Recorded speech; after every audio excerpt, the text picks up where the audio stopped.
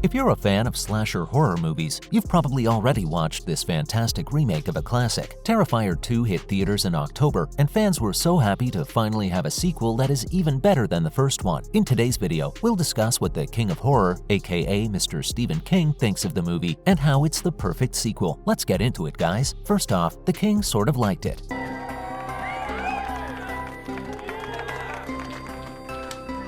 Even though his review of the movie didn't have a lot of good things to say, the famous horror writer nailed down the thing that made the slasher sequel a huge hit. The second movie in the series breaks all kinds of box office records. Even though it only cost $250,000, the sequel has already made over $10 million at the domestic box office and isn't slowing down. Well, what's scarier than a killer clown? In a post on social media, the great author praised Art the Clown's new movie by giving a short list of the movie's best qualities. He claimed that the film was perfect to gross out viewers old-school style.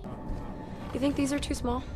How big do you want them? You're gonna be knocking over people's drinks and shit all night. He explained the importance of disgusting viewers and readers in another publication. He claimed it's an excellent way to get under their skin and freak them out. Even though King thinks fear and terror are more noble and worthwhile goals for horror genre artists, he admits that the gross-out genre also has a place at the table. Well, with the massive success of the movie, it makes sense. Now for the writer's take on gross-out horror. The author's non-fiction book, Danse Macabre, is a must-read for all horror fanatics.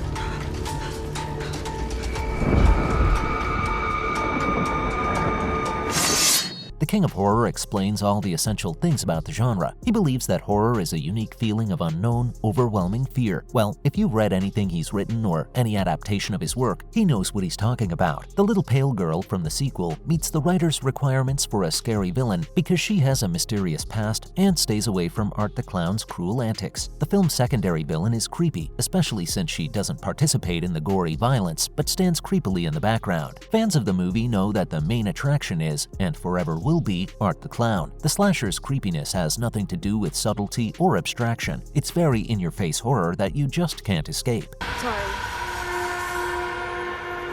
I'm sorry. Here, his analysis of the genre comes in handy. After explaining the difference between terror and horror, the author states that he doesn't mind gross-out stories when neither terror nor horror hits the spot. He agrees that gross-out movies filled with pure gore, body horror, and brutal shocks have a place in the world. Since the rise of the so-called elevated horror movement, gross-out horror hasn't been as popular as it once was. That's what makes this sequel's success such a surprise. Coming up, he was right about the movie's appeal.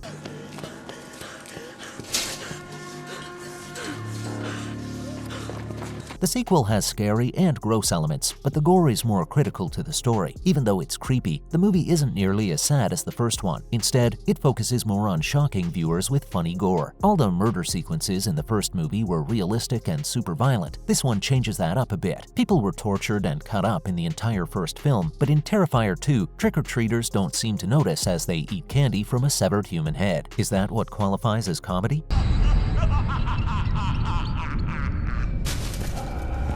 Its success can be explained by how rare this gross-out horror is. It mixes shock value, dark comedy, and significant effects to create a scary but funny setting. You would think horror and comedy don't go together, but obviously they work. Even though they make a lot of money, the horror movies of 2022 are a mix of dramatic psychological horrors and goofier, more self-aware films. The main idea behind elevated horror still dramatically impacts the genre. Even big-budget movies like Halloween Ends and Smile, about characters who keep getting worse and worse, spend most of their time on character studies. This movie gained popularity because it offered viewers something different. Looking at the success of other recent movies from the genre like Barbarian, you can see a trend. Fans of the slasher genre are flocking to see Terrifier 2 because, like Barbarian, it is bringing back the gore that they missed. Now, let's look at how this sequel is the Terminator 2 of slasher movies. In the world of bad sequels, it's always fresh air when you see one that doesn't make you want to rip your eyes out or cry in the bathroom. When it comes to scary movies, a lot of people prefer slashers. That might say something about how we've been desensitized to violence, but it's okay. Compared to classic or elevated horror, the killing is bloodier, the language is sillier, and the story is often on the verge of being unbelievable. The OG film was a pretty good movie from 2016, but it's not a cult favorite. Still, Damien Leone took it upon himself to spearhead its sequel. It was praised for its engaging storyline, developed characters, and senseless violence. We can put this sequel on the shelf next to The Empire Strikes Back, The Dark Knight, and Terminator 2 Judgment Day. Up next, it's funny, but art can scare the pants off of you.